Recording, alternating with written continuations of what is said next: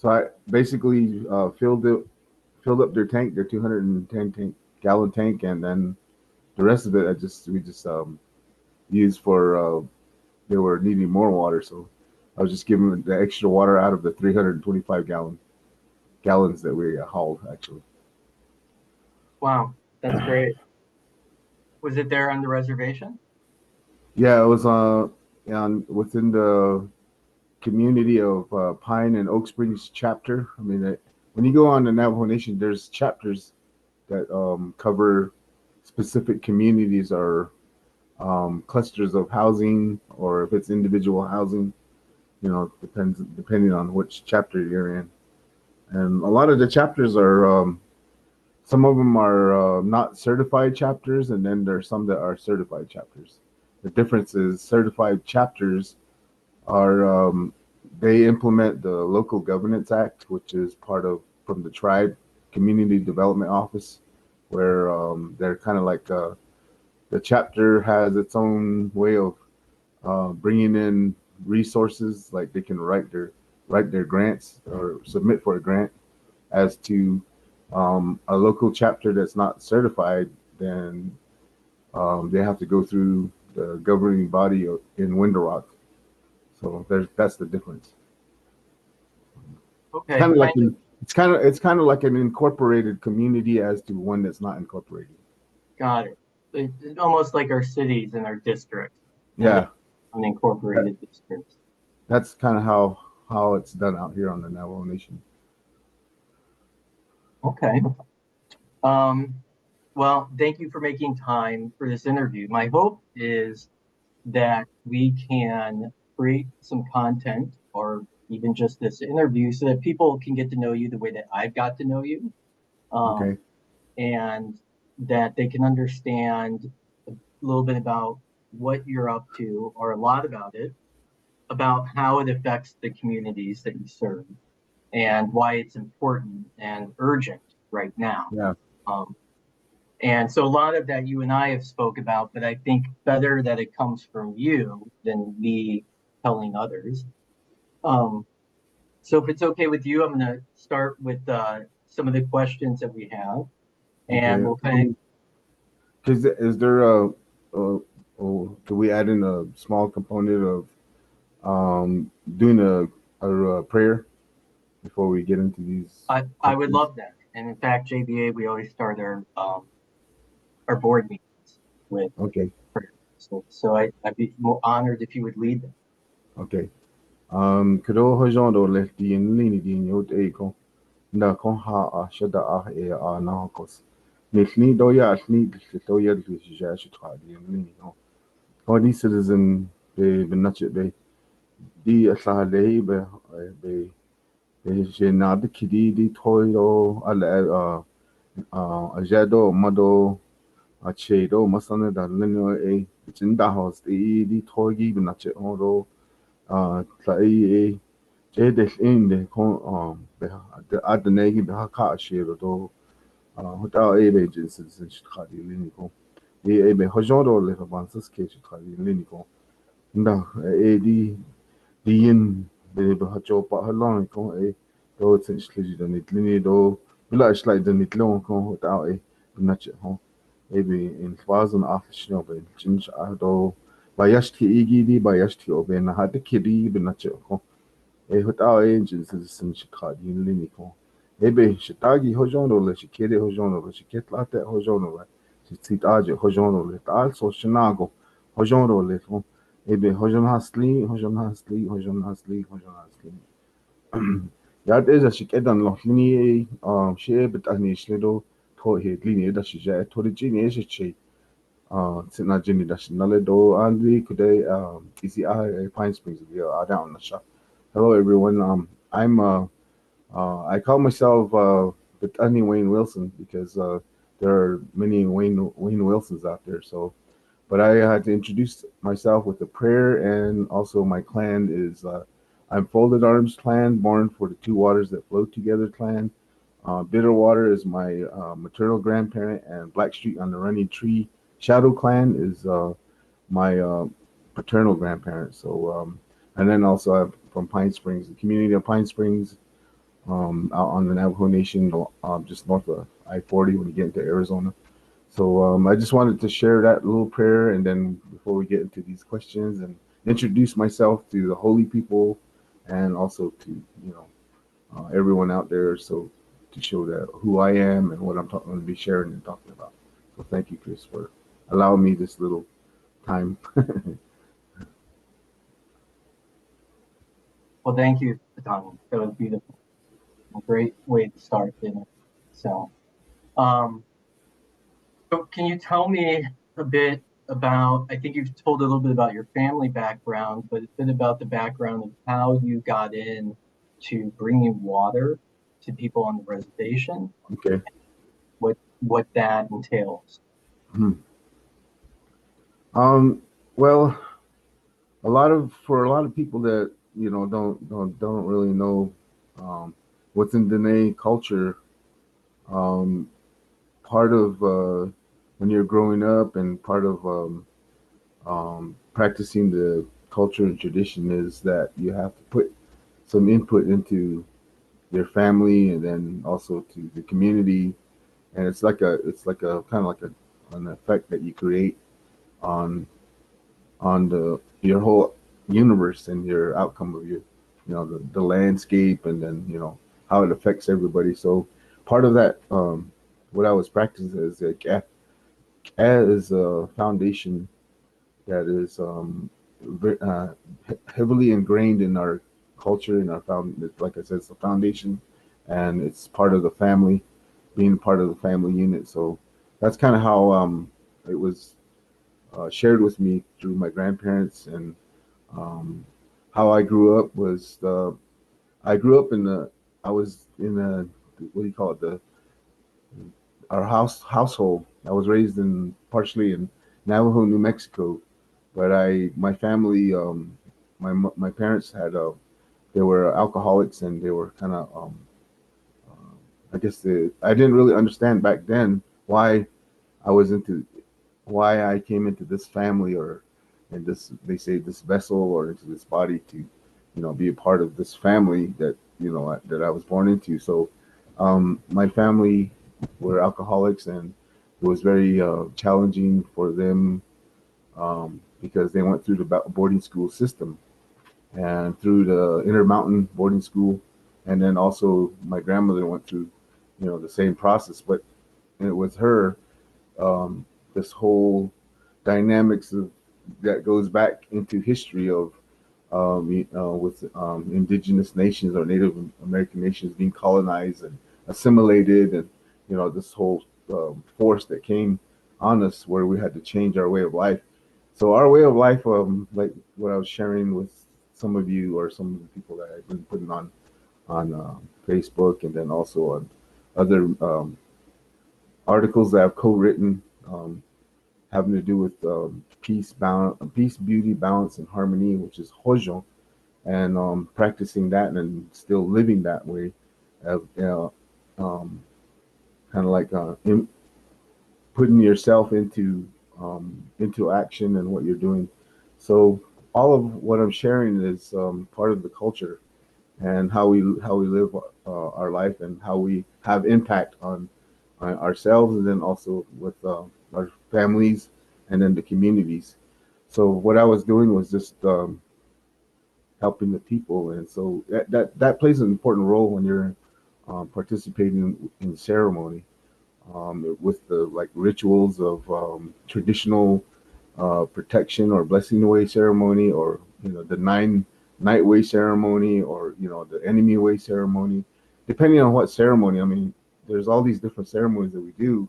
Native American church peyote ceremony. Um, there's I could go on through all these lists of ceremonies, but within it, there's a dynamics of how each individual plays a role in how they're going to contribute to a family member to heal, and so, or to find some sense of peace, understanding, and I guess you could say, with some that have lost loved ones, that find a sense of coping with the loss. And so there's also ways of how the community, when what you put into the community puts back to you, or helps you comfort you if you lost a loved one, or if you're if you're feeling challenged with all these different forces that come upon us. So it's a very deep, critical dynamics of how everything's working within the community. So what I was doing was just, trying to implement all that. Even though I went through the boarding school system myself, I went through the Pine Springs boarding school, and then also the Fort Wingate boarding school. So I had this whole effect of from my grandmother all the way to me. So that my history is not, it's a painful history, because it took me a long time to come to this point to where I'm able to share with you, everyone out there, what I went through and what I've been through and what I'm still continuing challenging, dealing with all these challenges, and then trying to figure out how to improvise through these challenges, and then how can we make those challenges benefit um, others. And so that's kind of where I'm at right now, and that's kind of how I ended up helping the communities, and by delivering water and delivering supplies. One of the main things that, like I said, it goes in our, it's helping others is part of the service, is all incorporated in our culture. So that's where I was going with all this, is that when you're helping within the culture and ceremony, there's people that haul firewood, there's people that haul water, there's people that gather the food. So it's like you have all these different individuals or family members, or even maybe just one person will do all all three of those, whatever's needed. And then you got the ones that are putting together the ceremonial, getting the ceremonial instruments, um, the stuff to be used, like the herbs for medicine. And then you have to find the spiritual person that knows the prayers and the chants to help the person heal. So it's like you have all this whole group of people that they come together and they all start working together just for a person to get well, or to feel better about themselves and to help. And then eventually it's a domino effect, like a ripple effect. Once you affect this one person and you help them, then later on that this person or their family will help another family. So it goes on and on and on. So it's like they're constantly helping families, helping families, helping families. So this is what I've learned is through what my grandfather told me, back to what I was sharing, is that he said that, that we're all here to help each other, and that's kind of where this whole concept of helping with water, how it all this started with water was through the pandemic, the 2020 pandemic that happened. I was working with the Pine Oak Springs chapter on the Navajo Nation, and I was on the Club C, which is the Community Land Use Planning Committee, which is part of, it's a little group of people that plays with the chapter. I guess they kind of like works with the chapter and implementing the governing, um, I guess you could say, the laws and the how everything's the development of the community works itself out. And so I had to go to this training. It was emergency preparedness training, and it was through that training that they talked about all these different scenarios that could happen. Where it was um, because of I-40 runs through the Navajo Nation, and we don't know what are on the highways, going through, or even the railroad, what's going through the Navajo Nation. So they were saying there are chemicals that are being transported, there are weapons and parts of weapons that go through, and that we are not even aware of, where it's acid or different types of chemicals that are hazardous to humans, and even uranium being transported. So that's the challenge. And so they were saying, well, what happens if there's a spill, or what happens if something happens, and there it was it's very interesting how they went from chemical spills, was man-made catastrophes to natural catastrophes. Part of these different catastrophes went from the chemical spills all the way to thermonuclear war. So, and then it's like, do we how do we work together on, when these tragedies happen? Like just recently, there was a train derailment just about, I say 10, 20 miles from here. on the state line of Arizona and New Mexico. Now, I have relatives that live right there, and he has livestock, and so when that train derailment happened, there was explosion of diesel fuel and all this. There was a big explosion, so they had to evacuate the families. But a lot of the like the chapter, they had to step in and tell the BNSF Railroad to comfort these families or to help these families in finding a place for them to stay. So BNSF Railroad, Burlington Northern Santa Fe Railroad, they had to get rooms for these families in the hotels in Gallup for them to stay so that they could clean up that mess up along I-40. And it was real interesting how it was right by I-40, right by the bridge, and then and the railroad going through there, and then there was also a truck stop right there. So it was all these people going through there. So they were, and when I went through there, I could smell it. You could smell that. It was very, it kind of affect your eyes. So there are some families that were saying that even through the wind blowing, all that kind of, they could feel it. That was something affecting the air and the smell. So those types of things like that was what we discussed, and so that's what this emergency preparedness, developing a team, communities, households on what to do if situations happen, like if their family's house burns down, how's this emergency preparedness going to help comfort these families and help these families, whether if they need food, they need blankets, they need water, they need all these different supplies. So that's kind of how I started. It kind of like everything started to be put together and start to fit with what we're supposed to do.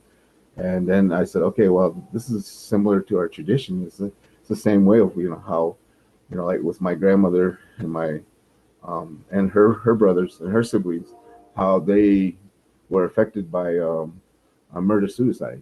So um, their their parents, the father shot the mother and then he shot himself and left them um, like orphans, and so that affected generation. It affected me. So and then you add in all this other stuff. So these type of things like that, they affect families.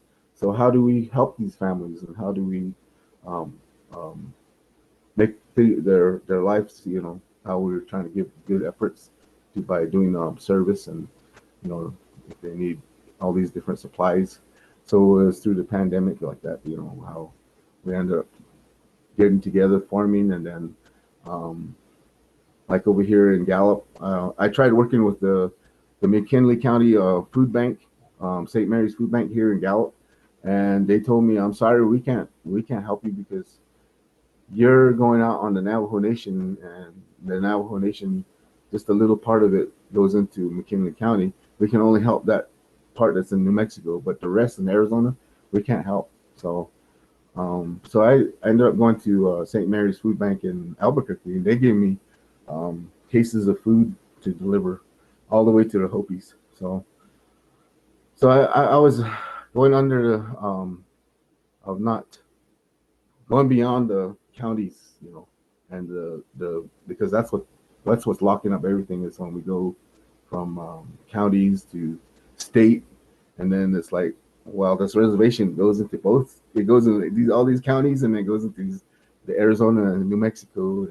So I kind of started working with other groups and how to help these families with food, and because the Navajo Nation during the pandemic, the Navajo Nation um, had to do lockdowns, and some families couldn't get out because of lack of transportation, or just there's families out there that don't have running water. There's families out there that are struggling with electricity and paying their electricity or a water bill.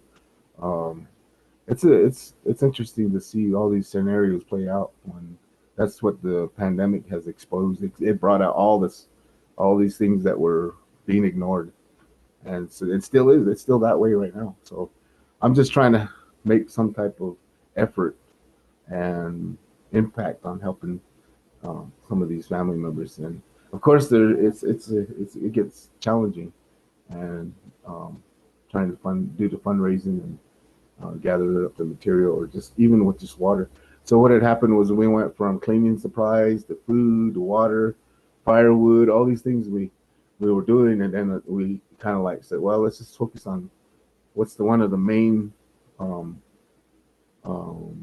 elements that was used in that was water. So we chose water, and with delivering water and dropping 325 gallons every chance we get. That's about the amount I give them. And if it takes 2 hauls, maybe 3 hauls, some because there's some houses that have 1,200 gallon underground cisterns, and it takes about that 3 hauls or 4 hauls, depending on the size of their tank. And most of these families, they get these water, they get water on their own, but then there's the ones that their vehicles break down and they don't have no way. So then that's where I step in as part of emergency water deliveries. So that's kind of how I'm doing all this. Sorry, I took you a whole lot, but it's just I had to No, get to the point to narrow it down. no, Bitahnii, I'm actually happy that you're sharing the full story, and it worked out well. My dog was barking in the background, so I said, okay, it's not my time to talk. I'll mute Yeah, myself. But what I'm hearing, what you're sharing is kind of what you shared with me, but it took, we talked for a few days when we were working on the grant application, everything together. But the big thing that stuck out to me is because of the harm and the trauma of a lot of individual experiences, whether it's the decolonization of an individual, the boarding schools, um, or the infrastructure issues where there's a dependency and there's a realization we need to take care of this on our tribe, on the reservation. And so the my hope is that people realize that the takeaway here is that you are part of a movement of creating independence on the reservations and bringing back the cultural ways that maybe kind of got broken up during these multiple years of multiple traumas. Um, and that's, to me, that's what really made me want to help you and your community, because that in for our nonprofit, our goal is simply to help hold, hold in integrity these ways. And we can't do that. I can't do that because I'm not Native American. But you, but to support those in your community who are doing, and that's really what I see is what water delivery and disaster relief became a way of reconnecting community and creating strength within the community so that we're ready for when the next thing happens and that we're continuing to build on. Because if not, I know, like you've told me, a lot of the children maybe move away, or and then we start to lose the language, we start to lose the rituals, and we start to lose the bond. And there's only so much of that a culture can survive until it just starts to deteriorate. So I see you bringing that back. I really recognize that. Um, and I would love if you could talk a bit about,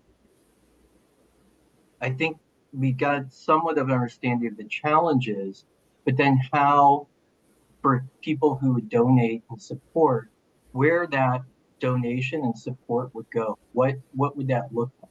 And we've talked about. I know you and I have talked about the need for water pumps. Um, why there's a need for delivery.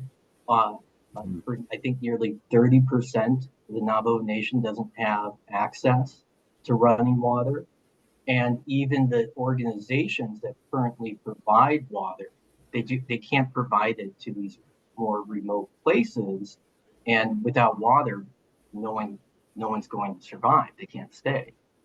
yeah, So if you could tell me talk a little bit about how, I know previously you got grants, and yeah, this year part of the urgency, my understanding is the grant didn't come through, and that's where we've said, okay, well then we're going to do our best to help.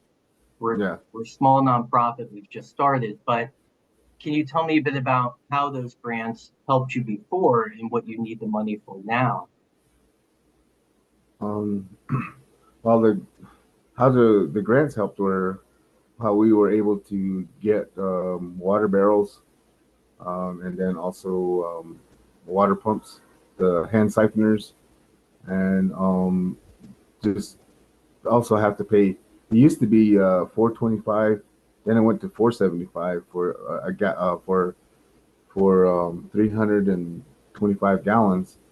Now the going price is $5 for 325 gallons. So it went up. So the money that some of the funds of how I used it was to pay for that water here being run from Gallup and potable water to the families that need it out there.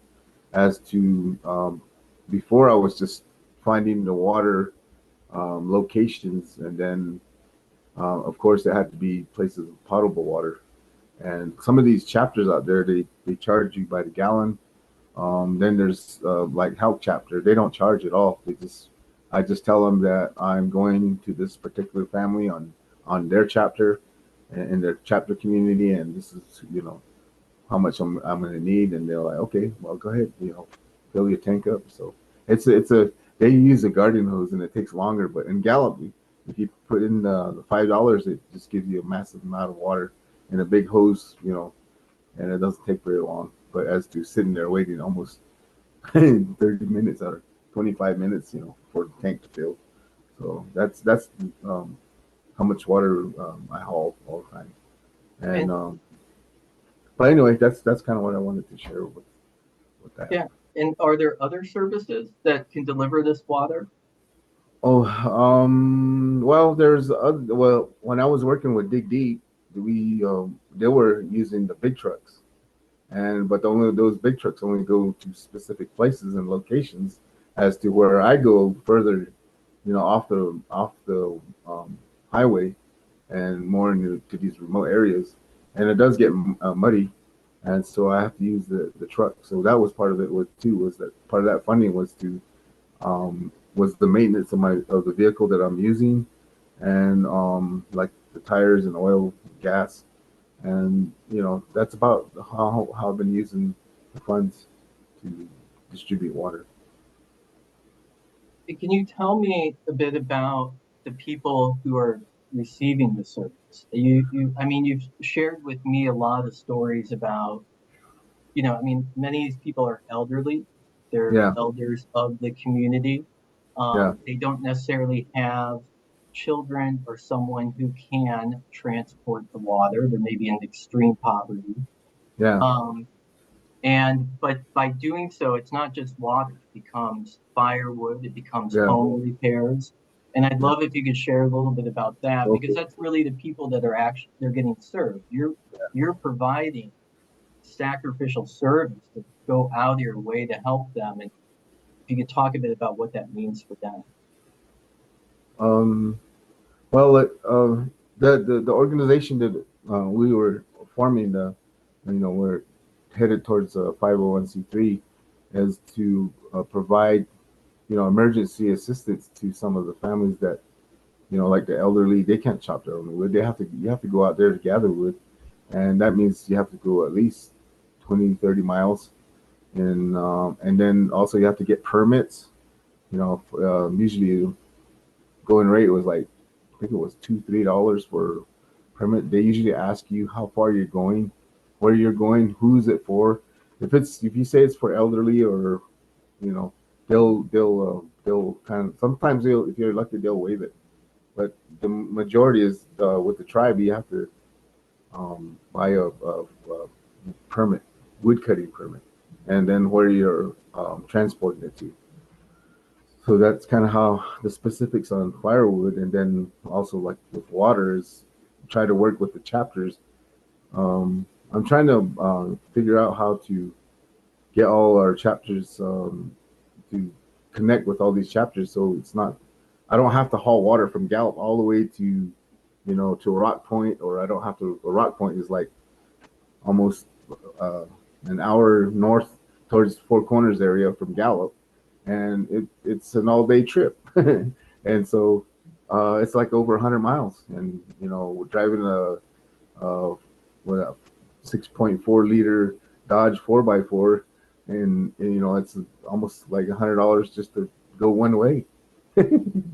So I mean, and then also there's Gray Mountain if I go to Gray Mountain. So what I'm trying to get to is there are families out there that are not part affiliated with the chapter, and like let's say there's a family that was living in the city, they come back to the reservation, they live in this chapter, they don't know, they're not educated on the chapter, the update on the chapters on how to be a member within that chapter, and there's a whole scenario that you have to go through just to be on the chapter, and then participating chapter members, then you get service from the chapter, but those services are very limited, and there's a lot of, I don't know, I guess you could say red tape within some of these chapters. I mean, I don't say all chapters are that way, but it gets challenging, and so I wanted to override all that, and by doing emergency assistance and helping us, um, and that's a challenge too in itself, because some people will take advantage, and I have run into those situations, but I just had to just say, well, I can only help you at this time, and then after this, I can't be a.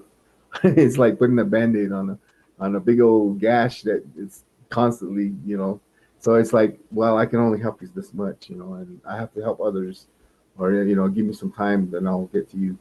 So it's a challenging situation because and you can only help so much, So as far as with the chapters and being a part of the chapter, chapter member, and it's interesting. The Navajo Nation is very, um, it's a tough one to help Yeah. these families. So what I was trying to, what you asked about the families, there's one elderly who's like I was explaining that her husband passed away. He was a veteran. He tried fixing the ceiling, the smokestack, and he couldn't. He only fixed it so far, but then he passed away, and she wanted to build a fire. The winter was coming, and um, she couldn't build a big fire because the smokestack didn't have that. I guess it's like a casing that goes around the smokestack to the roof, so it started catching the roof on fire, and she found that out, and then she needed help. So we went over there and had to gut that whole um, the ceiling, and then all the way into the roof, and put that box in and made sure that it didn't burn the roof. So we fixed the roof, and then had to do the whole house, redo the whole, reventilate the house. The way the house, it didn't have a ventilation up within the attic area of the roof, so we had to add in that ventilation. So that made it a lot better. And then she told me that when we did that, then her house was a lot hotter. It was a lot warmer, and she didn't have to burn that much wood. So that made a big difference. And then at the same time, we gave her food. And then she wanted to give something to us, so she cooked for us. All during the time we were there for about maybe a week, because we had to get up on the roof and take all to kind of like reevaluate how the air system goes through the attic, and regulates the air through, it flows through, and then on top where the stack comes out. So how we were going to put the metal, there's a metal thing that goes on top of the roof. So it was very interesting how I learned a lot by doing that. I was working with my son, and luckily he knew how to. He worked on roofs, so he knew exactly what we needed, how to do it, how much. He did all the how the cost of it, getting the material, how much we're going to need, the estimates basically. And we went to Home Depot. I was given a certain amount, and that's when I was working with Aunt and Uncle. They decided to help, so we helped this grandma out, and she felt a lot better, and she's doing better now. I mean, I haven't heard anything. Usually, I try to stay connected, and every so often I check on them, and that's one scenario. And then there's others, helping with just different. Like there's a family in Gray Mountain. They used to call me for help.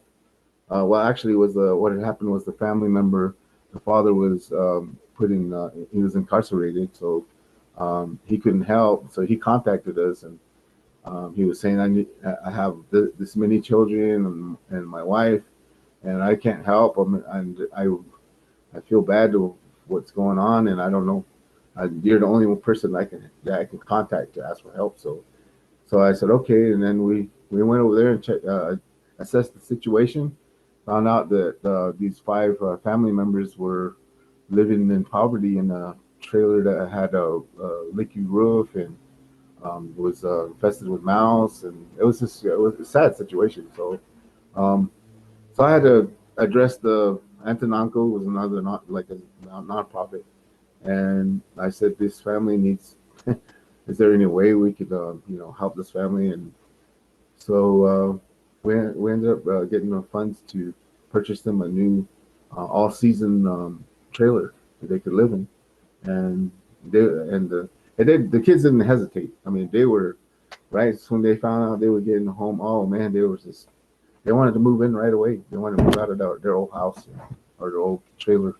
So they were living in a dilapidated trailer that was partially gutted out on one side. The section was sectioned off, but it wasn't insulated. So, and then we got them water, we got them firewood, food, and then eventually, I haven't. I would. They used to contact me all the time, but now they're kind of like going off on their own, and they're doing better too. So that's kind of how I see it. And then the kids, they started calling us grandparents. I instantly became a grandparent. You know, they're calling me grandpa, and also my companion will call her grandma. You know, so it was a connection that they felt. You know, before it was they were disconnected from the family that they were around, their actual family, their relatives, and they talked to me. Their relatives talked to me, and they asked me, you know, who's helping you guys? And so I just shared with them that there's a group from New Jersey. It's called Antonanko and nonprofit. So that's how I just kind of like basically made the resource connect right to that family that really needed the help. So that's kind of what I've been doing, just making these connections for these families. And then like there's one individual, he needed water, and he said he just moved back and he didn't have no water. So I gave him a 55 gallon. His family. It usually determines on how many are in the household. If it's like five or more, then I give them either more barrels or I give them a 275 gallon tote, those square barrels, and so that's another one. And there's a lot of different stories that I've helped with some of these families that needed, you know, like there's one in a grandmother in Tuba City. She I used to bring her water, drive all the way over there, and it's quite a ways from here to Tuba City. It's about almost 2 hours, three no about almost yeah, 2 hours one way and 2 hours. That's 4 hours. So with her situation was she had a home, and it was a good house, but I noticed she just said I don't have running water. I mean, she goes I'm connected to the water source, but I got cut off because my bill was high, but I'm in the process of paying, getting taken care of, and but I have my problem is my water heater is out, and my water lines are busted. So that's how I ended up with this bill. So I'm working on a bill, but I need these apply the water heater to be fixed and then the water line. So what I did was I've been hauling her water. Then when I was working with Dig Deep, I connected Dig Deep. I told Dig Deep their situation. They went over there. They fixed the water line in her house that's in her trailer. Yeah, I guess they put the PEX water that has the it's like a water line that is part of it won't freeze. It just expands, and so they replaced that, and then they also replaced her water heater, and they turned the water back on. Boom, she had her water. She said, "Thank you, you helped me solve this problem." So those are some of the scenarios that I just make these connections to make sure that families are taken care of. And once they get through these obstacles, then I know they're okay because they don't contact me anymore. So Right. and they're doing good.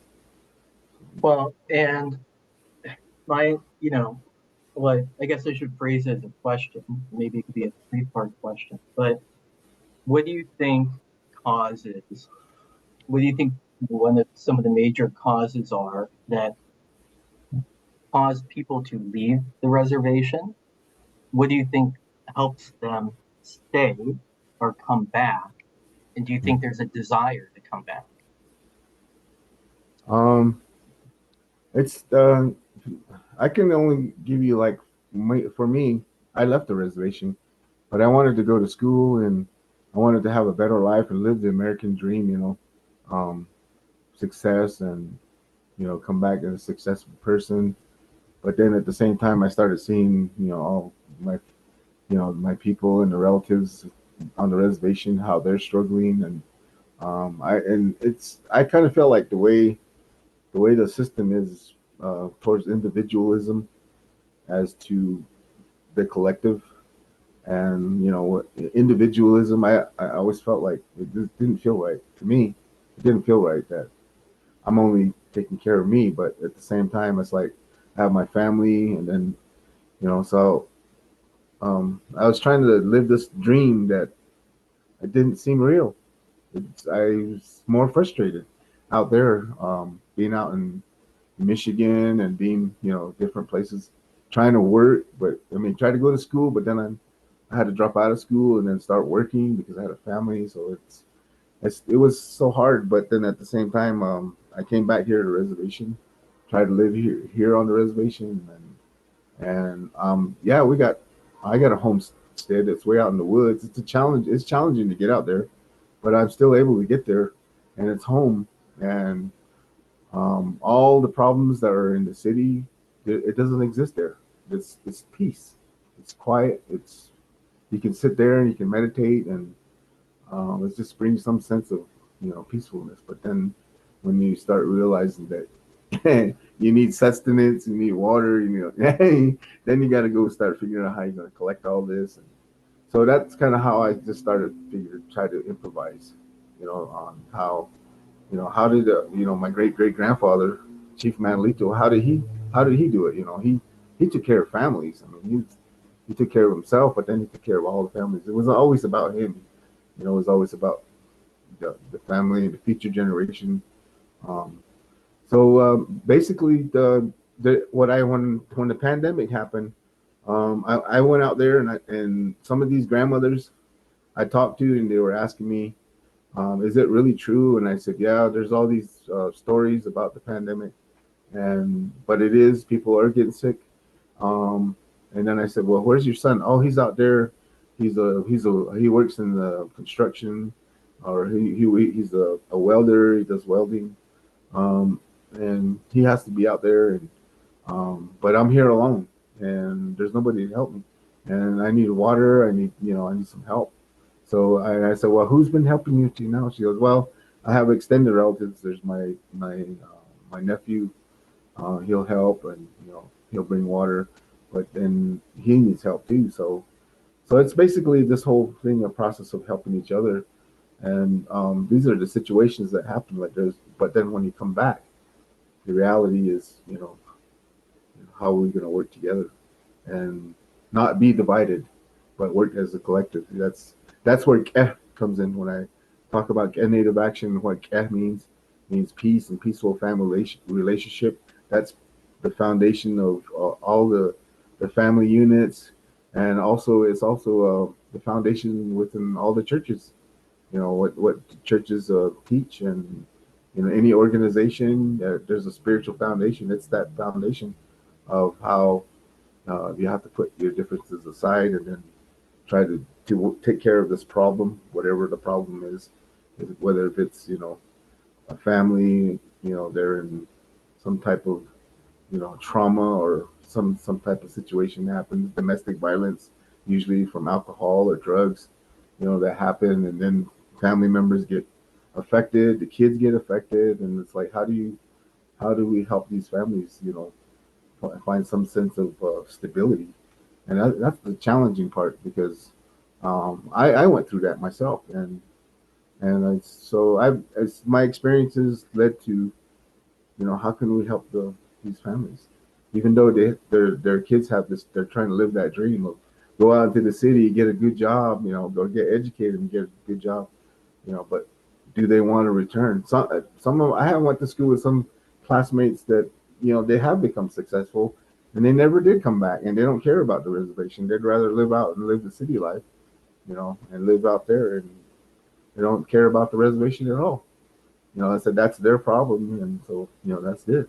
There's classmates that said that. Why are you helping those people? They don't care, you know. But it's like no, it's not about the people. It's just about generations. How do we help these kids? How do we keep kids from leaving the reservation and then getting into either getting pulled into human trafficking or becoming drug addicts and homelessness. There's a lot of homelessness, fatherless children that are out there that need help. You know, now that's the hardest part for me because I have two kids that the situation that I went through with uh, my ex and um, how that affected my family and how it affected my kids and how my kids became um, homeless and then they got into substance abuse, heroin, and then eventually that's what took the fentanyl. So just affected that way. So then there's other kids, families that are affected that way. So it is intergenerational trauma. Does that? That's what it's done. Um, Domestic violence. Um, I can't change all that. It's already happened, and so the thing that I can do is try to make the future better for these families out there. So it's hard. So every time my work is dedicated to because of my kids and the ones that have struggled are still struggling out there because of addiction or some type of mental illness, brought on from the changes that are happening within the families and then within their life, their living situation, and then also, just what they're dealing with. It's there's no ceremony there's some ceremony, but like I said, there's this, it does take ceremony, it does take prayer, it does take, thinking about good things that to happen for these families, and it makes me sad to see all these families struggling, but that's part of life, it's the struggles. So it's the balance. Try to find the balance. Where there's beauty, there's ugliness. Where there's chaos, there's harmony. So there's it's just a matter on our decision on how we let it evolve. It's our decision. So that's kind of how I wanted to share with this. Some of what I'm sharing is personal, but um, it's not easy dealing with losing your children, your own flesh and blood, and knowing that you'll never see them in this lifetime again. But there's a spirit world, so I just pray all the time. I just became praying and try to live my life right and do something right for the people, and then also and then when I do something for somebody else, it seems as though you know good things happen. And so that's kind of what I'm looking forward to, helping these families. It's so sad to see that I can only help so many, but then the rest of it, some of these families are struggling with their own challenges in life and lessons, I guess they say. So they say they're lessons, they teach. At least that's what my uncle, who was a roadman, Freddie Rome Senior, he used to say that these challenges, it's a lesson. You have to look at it that way. It's like a classroom. It's like this whole being here on Earth is a classroom. You're learning many things. So, and then what the challenges you go through, how are you gonna work with it, or are you just gonna go back to the same situation? That's that part of what, having an addictive behavior. I never really knew all about this stuff about having an addictive behavior till me and my sister had a really in-depth conversation about how addictive behaviors have affected families, because of trauma. So that's kind of what I'm working with, helping families with trauma and helping them recognize what trauma is and how it affects. What are some of the stuff that how it affects you? What do we end up? What scenarios play out, and how can you avoid it? How can you make it? Try to divert it to something different or to help others. It's like AA or NA or even all these recovery counseling is part of counseling, and treatment is I look at just talking, and then also part of using like herbs, mental for your mental thinking process, different herbs you drink, because there's sometimes we're affected by external forces that in the Navajo way they talk about ghost way or the ghosts. All these ghosts are connected to sicknesses that um, affect your mind. So when you drink these herbs and with a prayer, then that's part of the ceremony. You administer to yourself. It's so using natural path treatments. Not opioids. So it's kind of it's different from the pharmacy and the pharmaceutical industry as to going out to nature and uh, giving an offering to the plant, and then collecting it and then using it. And so it's a whole process of praying. So that's the same thing like what I do.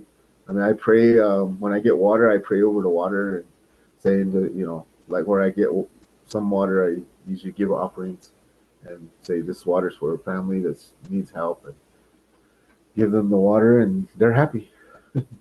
So that's the main part of giving back. I think all of us should be trying to do give something back to the communities, and not just I know it's everywhere around the world. So there's other people out there that need help too. Well, thank you for number one, your vulnerability, just sharing, from your heart.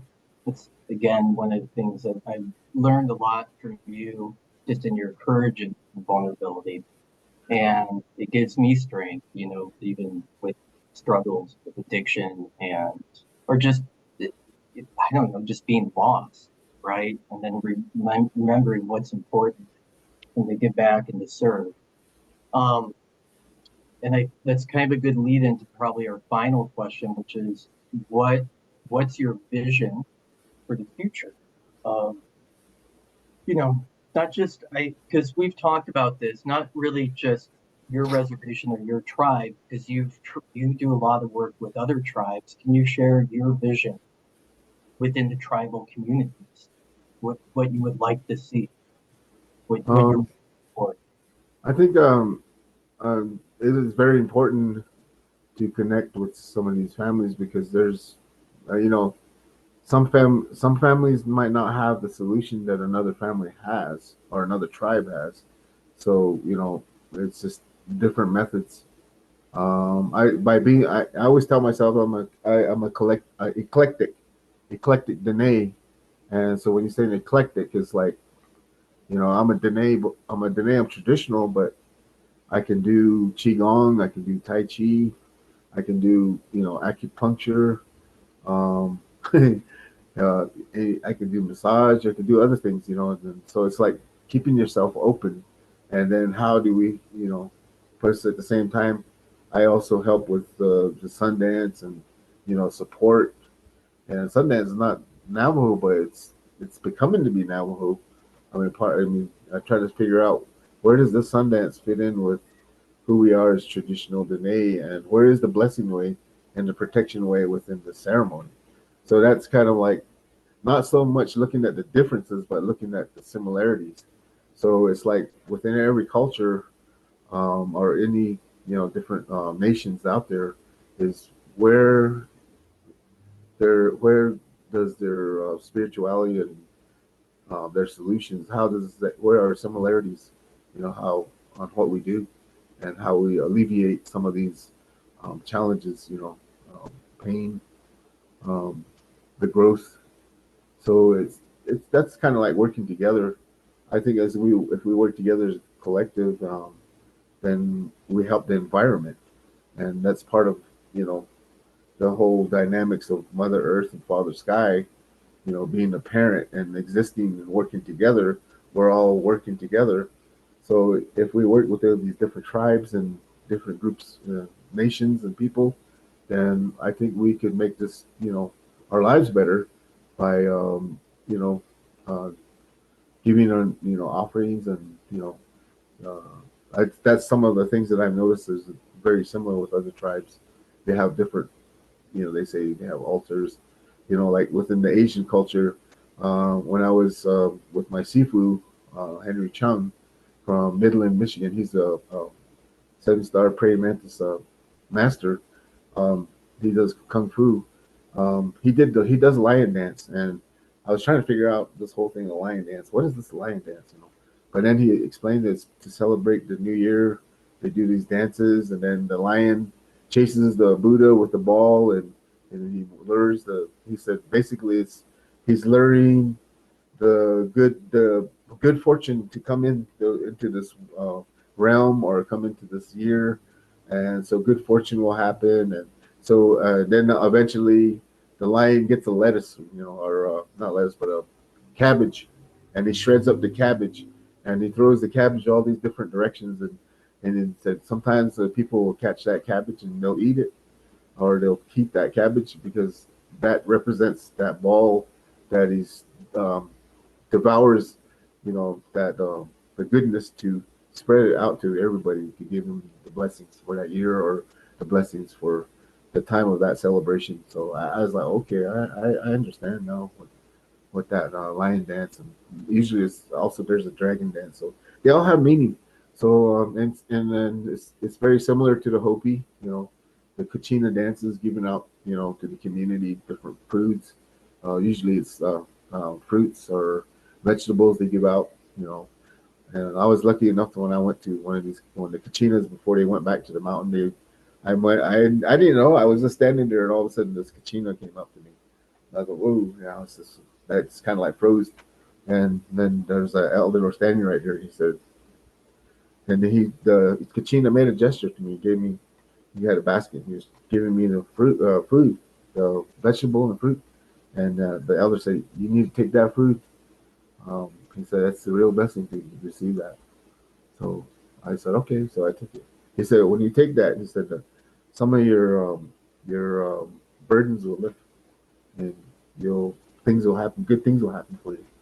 So so that's when I did that, and so those are some of the things, even in Sundance, the same way when you do prayer offerings and give your tobacco ties wrapping around the tree, tobacco ties put on the tree. So that's like you're giving something back, but then you're receiving something at the same time.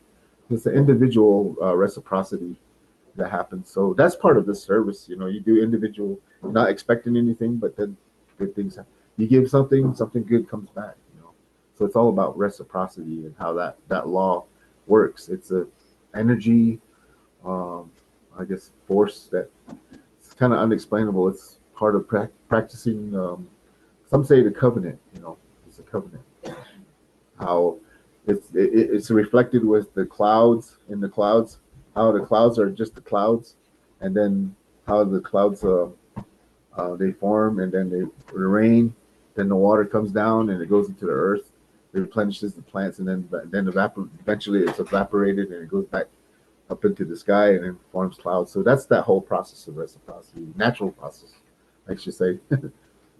So that's kind of how I wanted to share how this. Um, and then I remember I noticed that one of your questions before we were talking about when I usually go out and deliver water, I usually write my mileage down, and when I'm spending my expenditures for gas, I usually save the receipts, and sometimes I'll staple it to the where my mileage is. So kind of helps me keep where I'm. the money, how the funds I'm using are being at the same time. So put together, and then so that's kind of how I've been sharing with. Then also how many gallons we donated through or hauled. Um, so I've it's over 200,000 gallons of water. That's a lot of water when that's at 325 gallons at a time. So and A lot of trips. that's a lot. Yeah, that's a lot of water. A But lot of connection. yeah, so I that's kind of how I've been helping these families. And when I was working with Antonanko and also with what was those guys? Accomplice. They just told me, and then dig deep, the same thing. Just keep a record of what you're using it on, and then how you're gonna, how many gallons you're hauling. So and then at the same time, I had to turn in my demographic information to dig deep, even though they decided that I wasn't chosen to receive a grant. So I'm still gonna keep applying irregardless. It's because this whole situation with water, lack of water is not gonna go away. Still gonna be there. It's gonna always be there. Because I do recognize that the water situation, but it's good that when people donate, that's part of practicing that reciprocity. And it's part of they're not able to haul the water, but I'm able to do it, so they're helping me. So in a way, they're helping me haul water, which is helping them. So that's kind of how I look at it.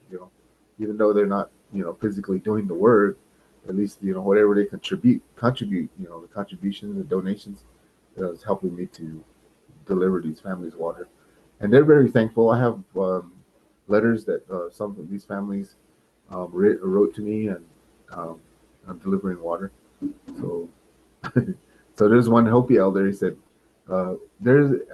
before we used to pray, heavily for rain, and now I have to pray for Wayne to deliver water. So this Yeah. stuff like there's humor in it, but he Yeah. was just telling me that I'm hoping that that you keep continue delivering water. So because it does the like when the monsoon seasons are not here, oh it gets pretty bad. I've been helping the Hopis with their fields, hauling them spring water because the difference between spring water and um, the regular treated water or potable water, the pH differences, and it does affect the plant. So that's kind of how I have been helping the Hopis too, families out there. Yeah. And I know in the Hopi Reservation, there's a coal mining caused a lot of challenges for the spring water because it Yeah, pollutes a lot of the water. Um, but I thank you for sharing this. And I really love the wisdom of, and it's what I experience with you so often when we talk is looking for the similarities and really finding that place for people to kind of connect, from our heart and stay part of a community and heal together yeah. because that's what I think happens there. And that's what you're creating. So really, thank you. Um, is there anything additional you'd like to add to this interview? We can do more. Okay. Just try and keep them in about an hour segment, mostly because of data storage and how it moves. Oh Uh, yeah. yeah, I just wanted to share that maybe there's a way starting like a group, on the Zoom or how we could exchange, because there's some other Zoom groups that I've attended, like the Sacred Oak. They were doing stuff with drumming and singing. Then they shared their information, um, kind of like introduced me to the group, and I share with them some songs and prayers, and then we started talking about this whole thing with water, and it'd be good if we do I'm. more of that as with um, Jaguar Bison Alliance and Air Native Action, and I couldn't be you know, happier that you said that. For me, I get really excited talking with you. I feel a sense of urgency to help, but I also really want to involve and bring other people in. That was part of why I wanted to interview, because I Yeah, thought a slide, a, social media slide's not going to tell your story. yeah, You are, and there's so many other great people in your community that we've talked about or that we've all connected with. And so I was hoping to do something like that. I love that you brought it up because then it's yeah, not me pushing it, but that I would love to do that. And I would love to do that for people who are donating and for people who just want to be involved. Um, for us to just continue to create connection. And there's nothing better than it's sometimes hard to find like-minded people. And like you said, if one's struggling with addiction, like with me, if I want to, my thing is drinking, and so I got to watch out because if I'm hanging out with a bunch of people and that's all they're doing, then I've only got so much willpower. yeah, If I'm hanging out with people who are doing really, good work, they're coming from their heart and their mind in a wise way and being of service. As I get older, that's all I want to do. I just want to be of service. And I yeah, would love to gather more of those people and just have these conversations. yeah. Absolutely. So Yeah. what we're sharing, like you were sharing this, in AA, they always talk about doing the work. You have to do the work, you know. Yeah. So Right. because if you're doing the work to drink, then you're reaping the repercussions from drinking. But if you're doing the work to stay sober and to do service, then you start reaping, all that, it comes affects Right. you in that way. So that's kind of how I'm understanding, at least for my recovery. And I've had my own addictions, and I'm so very thankful. But my body can only handle so much. And other than that, I'm not getting any younger. I know that it's not helping me get younger. But Right. doing other things and helping people, and I usually tell the people I'm only able to do what I can. Then when I get older, I won't be able to help anymore. I'll be getting older. So I usually visit my elder uncle, the one that's he was a peyote roadman. He's in his 90s, and he's in an elderly care facility, which was sad that he ended up there. But that's his own son put him in there, so it's sad. But at the same time, I usually visit him and talk with him, and it kind of gives me um, it's like kind of like looking at yourself and like, what are you going to do if you're in this situation? Say, am I going to still be able to do the qigong? Am I going to still be able to do tai chi? Because when you get older, you lose your balance. You're not able to stand. You're not able. So Well, it's like those are we'll that's have all. to. So basically, what I'm saying is, when I get down to it right now, it's like, well, enjoy the things that you're doing now, and if it's incorporated in being sober and being sane, then be the best that you can and excel as much as you can, because we never know what the next day is going to bring us. So that's kind of how I look at it. And I wanted to share with you, like, this background I have in the back. It's part of the Blessing Way, and teachings that it talks about these, what the different these meanings of on the basket, and so those are some of the things that I would like to share with because it's public information. It's out there on the internet, but it's like you need explanation on how that's part of the ceremony and part of the life, the chaos and then the harmony. How do we balance it? How do we work towards that? So that's kind of how I was wanted to share with you. Yeah.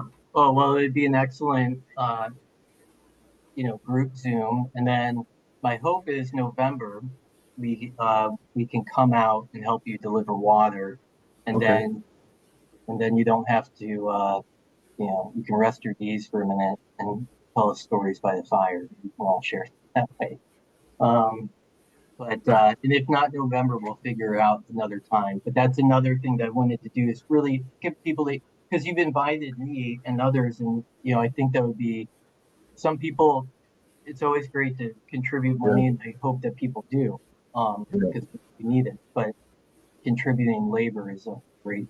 Part of It's interesting you're talking about this because I just got done coming from my niece's puberty rite ceremony, a woman's puberty rite, a kinalda they call it, and there was a group that showed up, you know, towards the end, and they weren't from the Navajo Nation.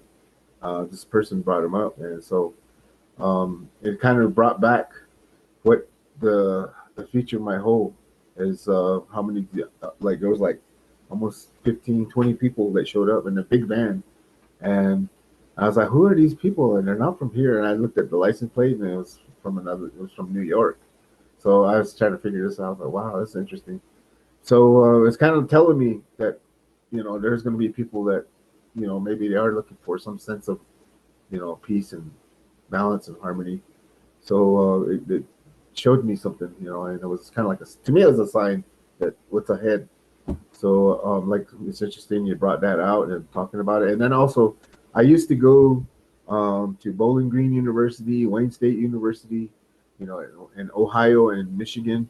I used to go to their lecture halls, and a professor invited me, and so I'd go there and I'd talk about Navajo, some of the Navajo philosophy and teachings, and how I was raised, and kind of like the life experiences of ritual and ceremony, and how we find some sense of meaning in life, and then also like what are the, the chaos and what do they say, tragedies and things that happen, and how do we work through that. So it's very interesting. So and then also going down to music, how do specific sounds affect us, drumming, chanting, singing. How does it help the vibration sounds of those? What the meanings of those vibrations? Just like the Buddhist mantras, how they. I'm into my just to let you know, I like blessing way chants, but at the same time, I like Buddhist mantras. What is that? Om Mani Padme Hum, and Om Hum Vajra Guru Padma Siddhi Hum. That chant, and then as to that's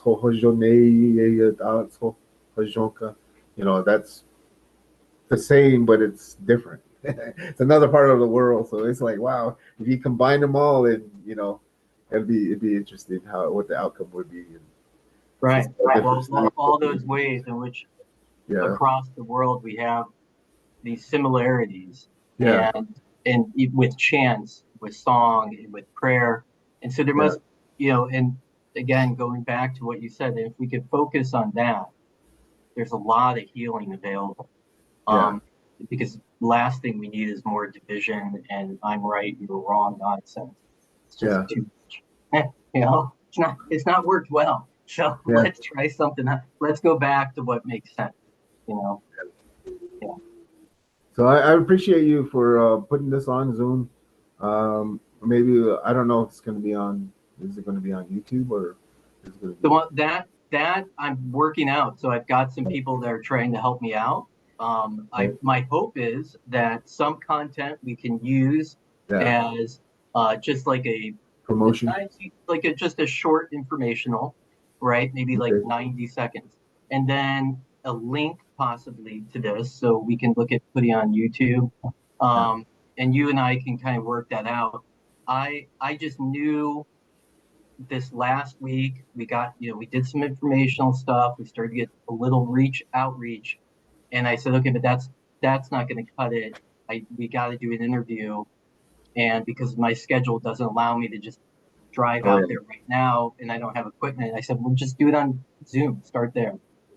But I think it would be a great uh, clip for YouTube for those who'd like to see it all. And then I Yeah. think we could do additional ones, other people involved, uh, but we could do on specific topics. Um, if that's something you'd like to do, I think you have a lot to share, and I would love to get it recorded, um, and the, just to give more access so Yeah. people understand. Also wanted to share. I know I've shared it with you before, but I wanted to share this with whoever sees this or part of this recording is that there's a project, a potential project that could generate some sense of helping with the community that I come from Pine Springs. It's a well-known community. It's been documented by the anthropologist named by Mr. John Adair. He came to our community. He filmed our community. He took photos of the community, and so he has this archive, and it's being housed in Santa Fe, New Mexico, at the museum there, the Wheelwright Museum. And so basically, I was hoping to do some type of maybe the follow up of how he did this book called he wrote a book called Through Navajo Eyes. I think it was with Saul Worth. Um, so he also did another book called Navajo Pueblo Silversmith. So and that book was about my grandfather, um, Tom Burnside, who was he did one of like the old style of silversmithing, making jewelry, squash blossom, what do you call that?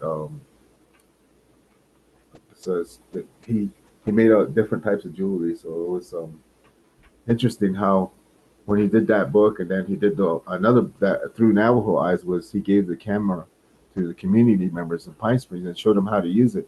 At the same time, he was documenting on how they were using it and what they filmed and how they filmed. And so it was a very interesting book on what he did. And so it'd be not interesting to see the next generation, uh, like the generation I'm with. I met John Adair, and it was interesting what the community what they named him. I mean, his name was Akarahe, means the person who comes upon the community or comes upon us, our families. So, and he carries the camera, so that's his documentation. So he worked with different universities and grants. So, but I wanted to show what kind of impact he had on the community of Pine Springs and where we're at with Through Navajo Eyes. As far as Through Navajo Digital Eyes. That would be the continuation project that I would like to create as part of connecting to his archival stuff. Well, and there's I think it's a great idea, and there's a wonderful organization. I can't think of the name of it right now. I sent it to you, but they're committed to uh, Native American in arts and film. So number one, just holding like script writing, holding actual integrity to not a cliche of what someone would be like on a tribe or act or culturally or linguistically. Yeah, Um, and they, they're an organization I'd like to reach out to because they're working with Native Americans in film and arts, and maybe they can participate. Maybe they have ideas, but yeah, there's a lot there. I want to do it all, and you know, so yeah. one thing at a time. We start with the Zoom meeting, and from there we'll just keep chipping away. I want to introduce you this little character right here. Like he looks like a this is our buster in this is the our lucky dog that we found in the canyon that was thrown off, but she's doing well now. Yeah, you showed me her, and she looks good. Yeah, Sorry to keep going in and out. she just came in. She had to say hi, so it's Yeah, I'm interesting. amazed. My dogs, one did not behave, but the other one behaved because I thought it could really go wrong. Yeah. Um, so all Well, right. Well, thanks for this Zoom. Maybe it's part of our dialogue. Connecting and going from here, and maybe you can share this with Tiffany and whoever else that yeah. will Oh see yeah. this, No, I'm gonna figure out what I got to do to make this something we can share, or even and with the board. Your board. I I want to share with anybody as long as you're giving me permission to Oh share, yeah, yeah. I then mean I'm gonna this share. this is And part of yeah, getting the information out because that's the only way. yeah. And There's this no is a other way. great start. And I think it's just the start. Um, you have a big vision, you have huge heart, and we only have so much time in this world. So, Yeah, I'm here. I've got the service bug. This is the ways that I can serve at this time. So I'm doing my best to do that. yeah, And, but, collectively I really look forward to seeing this collective kind of growth, um, where we can get your you out there and what you're doing and help your community, and then other help other communities who need similar support. yeah, I know right now we with Keo did Sundance with Lakota in South Dakota, and they needed support with water purification. Um, they had the water, but it turned out it needed purification support. yeah. And, that's something where I could see you working with them. And again, that's a great way to build community between tribes. And hopefully we can help get funding to support my, Yeah, there's tablets, that I know that this guy gave me some of these tablets. He was with Big D. Um, he was telling me, he told me he worked with Big D, but he gave me like 2 cases of these tablets that you drop into the water to help keep from the water from getting um, algae in it and all. So it's interesting that you're saying that, and I was like, wow. And the stuff that I have, maybe help those guys at least to yeah, keep their water yeah. lasting longer. So Well, yeah, that's part of working together. Part of working with the families and working with the other tribes, communities, creating a network. Part of a there's a saying that this elderly gentleman shared with me, Virgil Gatewood. Yeah, I sat down with him.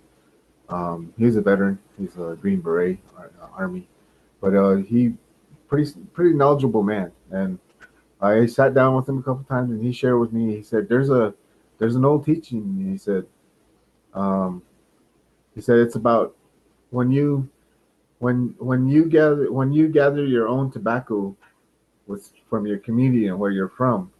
He said you gather that tobacco and then you take it with you, and then when you go to other a community gathering somewhere else or a gathering somewhere else, you take that tobacco with you and you take it to that gathering, and each community does the same. And so everybody brings their tobacco and they put it all in one buckskin or one hide, and they put their tobacco down. And so as they're mingling and talking and sharing about spiritual messages, he said, then there's an elder that goes there and he starts swirling all that tobacco together. And he said he swirled it and swirled it and swirled it, mixing it and mixing it and mixing it. As so many days goes by, then the gathering's over. Then he says everybody gets that tobacco, takes their tobacco with them, and they go back to their communities and they share that tobacco with all their community elders or community. And so that's part of um, sharing. So that's kind of how I see these communities, how we work, if we work together and with these different. So what he was saying was, it's not just tobacco. He said it's the meaning of behind it. He said it's the information that you have, what you have, you share, and you're mixing that tobacco. So it's the mixing of all the knowledge and the teachings, and you share it, and then once you're done, and then you bring that same knowledge and more back to the community. So that's kind of how I'm looking at this, what we're doing. So I wanted to share that with you. I don't usually tell people a lot of that, but I just kind of went and thought about that, what you were talking about. it's a Working great, with these tribes, different tribes, nations. it's a great analogy. It's going to stick for me. Yeah. And that's what we'll be doing every time. So he So, called it the sacred mixing of the tobacco. That's what he said. That's what he called it. So I was thinking back to that. So that's what we're doing. That's how I see this. What we're sharing on Zoom and is all part of that. yeah. Well, that's perfect note to close on, and I look forward to our continued sharing of tobacco. community. And may this just be the very beginning. Okay. And maybe we can close this with a prayer too. Please, I Okay. would love to close it. Okay. Kdo hajono le shidin lini din yod din jobat lini ko. Di citizen ba yat ki igi do be yat ki igi jutni alla be halka al yero ko. So di atlada ni tao do atlada ni keda halon ko an le haji in da krende ko. Ni kwa di togi binachi do jian do chij do alla be nani be tre inigi hut ao ben hika do haka ali do di jodi be yati be ba yatio ko jo an spasm atishni ni khadi ni ho yat el ho jo alilik eko ho be ho jonjik bik eko ho yat el ben ban ses kes do di zoom edishni elche an elche abin se kesi ho computer dishni ho. Oh, Heavenly Father, Creator, I pray to you in this way. I ask you to hear us at this time, speaking my language and sharing on the meaningful. The yod a the jopa ho. The na sam ka do ya an na ka which jo ho shi ja ho chi ka ho shni ni ho jona do tleo na yo ta so ho. Do be hut ao be benashni shi ka da chi edan lo ho. Asa da ni tleo ho. Ho the ne bla slide no ka ne bla slide da ni tleo. Di hut ao ban sis case ho. A lilik echo be hut ao ho agencies. So praying at this time, asking you to bless us and what we shared, and from the heart, and how all these challenges, and then also at the same time, it's the solutions and finding the solutions to these challenges on working together as a collective, as a family. Just like our grandfathers taught about who we are, Five Finger Earth Surface people, in a holy way. And that way, I pray and I ask you to bless us all in a good way, and that we can continue on and in beauty, with beauty before us, beauty behind us, beauty below our feet, beauty above our head, beauty all the way around us. And with that is dishnini ho e be shita ye hojon no shikere hojon shiketlate hojon shitit aje hojon role hojon gona sharole hojon hasli hojon hasli hojon hasli. All is beautiful, all is beautiful, all is beautiful, all is beautiful. Oh, thank you for hearing me out. Apo, Apo Matake Alas. Oh, Oh, all right, so thank you. We'll be in so touch. I'll share this with you. I'm going to stop the recording now. So let me stop that.